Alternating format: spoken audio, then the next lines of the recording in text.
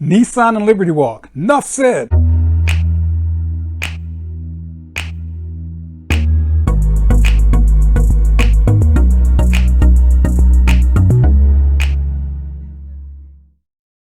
What I have for you today is the Liberty Walk Nissan Skyline silhouette.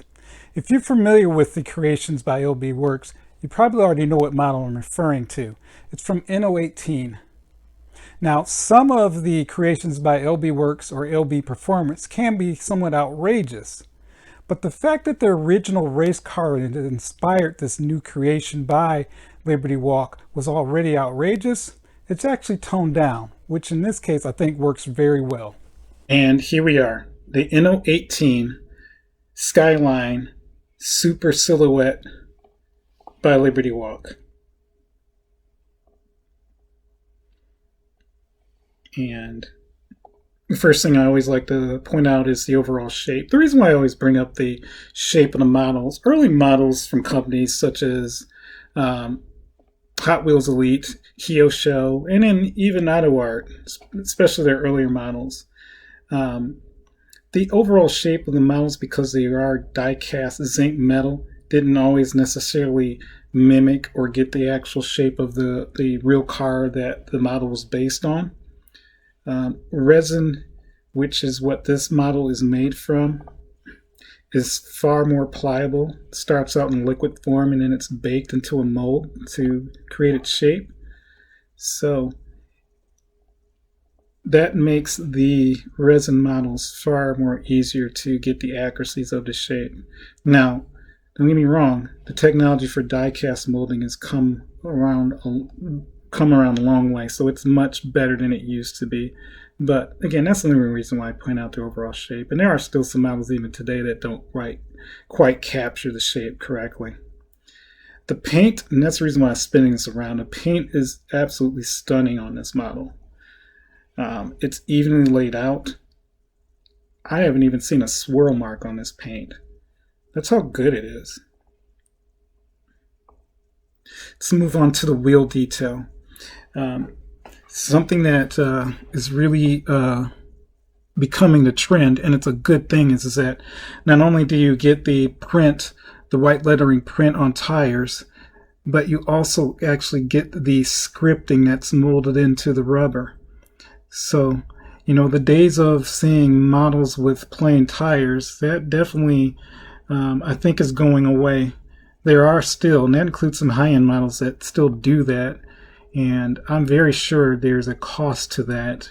Every time you put something like Goodyear or Advent or anything that's on here, you know, that's money that these companies have to pay in royalties to borrow those names. So it is a cost-cutting measure to avoid doing the scripting, not only just for the molding, but also, again, paying for that license. But the tires are excellent. They are shaped just like the real deal. You couldn't ask for better scripting on the tires. The moving behind the tires and the rims themselves, the brake rotors are photo etched, as you can see. So those are really nicely done. If you pay really close attention to them, you could see that it's just a very thin plate, but again, you'd have to really look deep into that wheel to notice that. I just pointed out because sometimes I'm amazed at how well these rotors are done, and I get curious about the back of them to see how accurate it actually is. The calipers do have the Nissan print on there, so that's very accurate. The calipers themselves are okay. It's molded. It's obviously missing some components that you would actually see on an actual brake caliper, but it's acceptable. The scripting on the rim itself is pretty clear, so that's nicely done. The bolts are not too great, and as you can see, it's just molded onto the plastic hub itself, unfortunately. So that is a miss, I have to say. But you know, standing back from it and just looking at the overall wheel itself, they are pretty good. But I just needed to point that out. All of the decals are placed evenly. There's no issues with that. The way that they're put onto the model I get a sense that they're going to have some longevity. They're not going to come off anytime soon, which is great. Even the so if you do end up getting this model, just to let you know, so the advent may look like it's slightly off, but if you compare it to the real deal, see that? That's actually how it is. And you see it's like that on both sides. So that is accurate. So INNO18 did a really great job making sure that the print on the model was even and accurate to the real deal. And all of the decals are very clear. You can read everything out. There's no issues with that at all. Moving on to the rear, you do have this massive diffuser, which I'm sure this is probably functional. And that's one thing I do like about this model, or the actual car itself, is that, you know, the original race car that this was based on was so outrageous. Kato-san had to actually probably lighten up on this. In other words, tone it down, as opposed to the extreme design of the original race car. And I do think this works really well. This looks like a functional race car. And at the same time, it'd be awesome going down the street in this car. But anyway, going back, the taillights are acceptable. They're not bad. I'm not suggesting they are. They just don't have the same depth that I've seen in other models. But as far as the colors and the shapes, they're perfectly fine. They're placed evenly as well. Something else that I just want to mention, I do see this sometimes in resin models, and that includes some higher end ones. There is no glue residue on this model. I don't see anything like that, so that's really good. The entire diffuser, I'm surprised that it looks like it's a fiberglass, and comparing it to the real thing, it's not carbon fiber, which I think is a shame.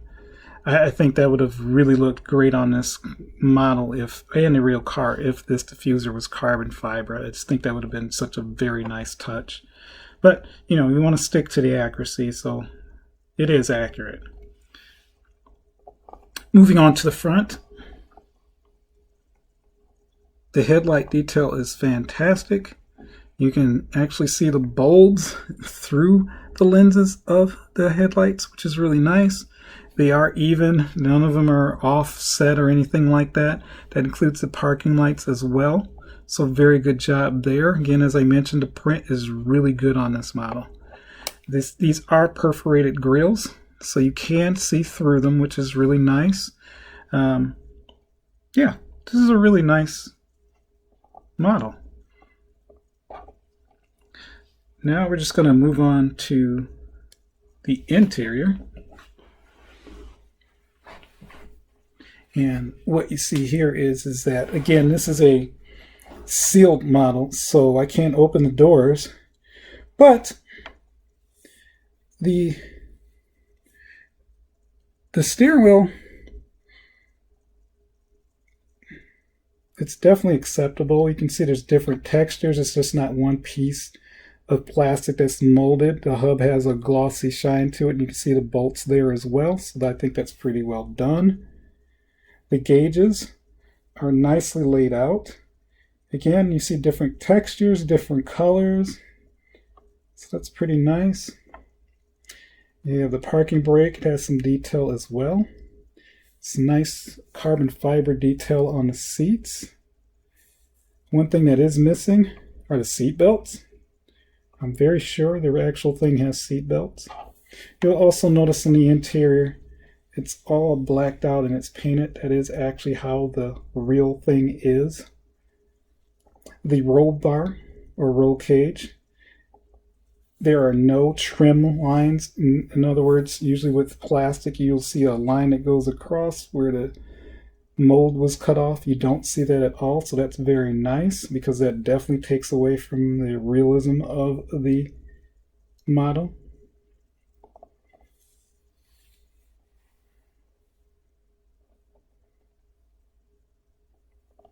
Okay. So moving on to the other side again. Dashboard is laid out really nicely. It's pretty close to the accuracy of the real thing. You have your shift knob, you have your rubber boot there, it has the folds in there like it should. You have your 3-pedal setup. So, not bad for a resin interior.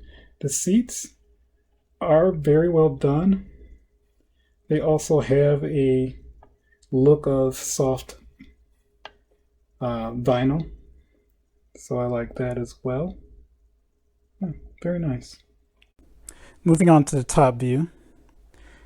The base itself is a soft felt material. See the stitching that goes all around? It's really nicely done. It does have the plaque there. Has the Nissan Skyline LBWK R34. Okay, super silhouette. So it does have that nice plaque there. And then you have the INNO18 plaque on the other side. These are a limited edition, but they're not numbered, just to let you know that. The other thing I just wanted to have you see again is how nicely done the paint is on this model.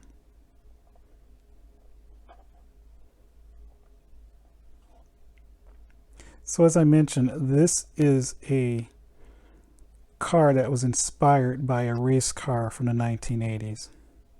So let's take a look at that inspiration. So what you see here is the original car that inspired Liberty Walk's creation. And again, this car campaigned the Fuji Grand Championship from I believe 1980 all the way through 1983. It was a short-lived championship, but the design of this car obviously has made history, it being a Skyline, it being so aggressive. So it is one of those memorable race cars. And as you can see, it's pretty extreme in its body cladding and its ducting and everything else that you see here. So again, the Liberty Walk toned it down a lot of those elements. But you can clearly see the inspiration there. So from a collector standpoint of view, if you really enjoyed having this model originally, and you are a fan of Liberty Walk, this will make a nice display, having these two together. For obvious reasons. I mean, there are a lot of things that were, mimicked very well. In there. The only thing that I'm a bit disappointed in, and this definitely applies to the real Liberty Walk, is that the paint colors are not exactly the same. Now, if you weren't looking at this or didn't even know this exists, this paint color is beautiful. I'm not suggesting it's not. And I do like this color better than I do the race car color. So I can kind of understand why they went that route, but I just thought it'd be really cool if they were exactly the same color. RWB has done some of these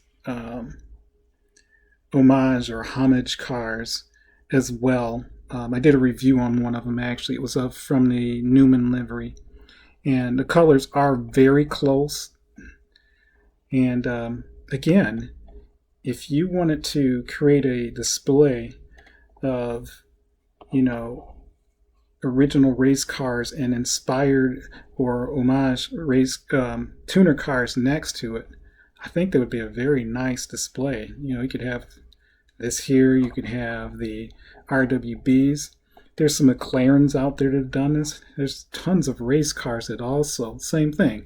They take the liveries and redo them. Porsche had a plethora of those done back in 2013, 14, and 15, I believe.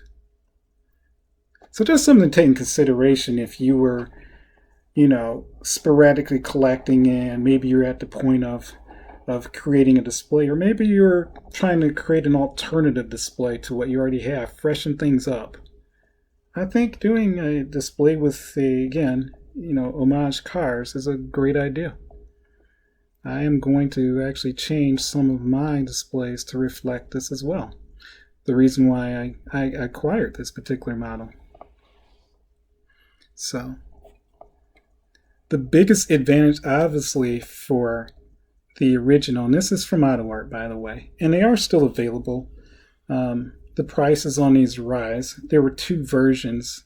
This is actually a reissue of a year later. So there's 2 years of this model that came out. So one, I believe, is in 1980, 81 or 82, and this is the 83. And there are some slight differences. For example, if you notice, the number 5 on the Liberty Walk has the back painted white. Well, the other version of this, and I'll show a tear sheet of it as well, it actually has that white background. So this particular car is basically giving homage to both versions. So it has some elements of both, basically. So something else just to keep in mind. The other, obviously, advantage of owning this one, this is a full opening model, and this model has some fantastic detail. It's actually probably one of AutoArt's best detailed race cars out there. So it is well worth having. Moving on to the top. As you can see, there's a lot of styling cues that were taken to create this homage. That includes the triple venting on the hood. You have your Tamika over here, Liberty Walk there, an accurately duplicated windshield decal. See the slant number. On the back you have your Nissan PDC. In this case you have Liberty Walk. And just very nicely done. Now I'm going to move on to my conclusions. Well, I hope you enjoyed that review. As I mentioned, having an homage car to complement the original in the display, I think, is a really great alternative than just simply displaying a bunch of models. At some point, definitely we should do a video where we talk about display ideas. But yeah, the INNO18 model is a very good model. I can tell you, these are sold out already. You will find them on eBay, and I'm pretty sure some folks are out there selling them as well, but from the retailers, there's few and far between. Originally, from what I recall, the price on these was about $245. The reason why I'm vague on that is because, well, I ordered this months ago and I just got it. So I do know that this particular model has been reviewed by other folks already, but it was in my possession. The fact that number one thing I wanted to point out in this video was just the whole idea again of not only this is a great model, and I do like the most of them anyway, the Liberty Walk products or cars that they make, but I just also really like the idea of when you have a model or car that's giving homage to or homage to a race car or some other historical vehicle. I just really think that's a cool thing. There are 2 other companies that are going to make this car. So, and there's 2 versions of it. One of them has white Advan wheels, and it's just another version of the same thing. The paint is pretty much the same on it. The number is different.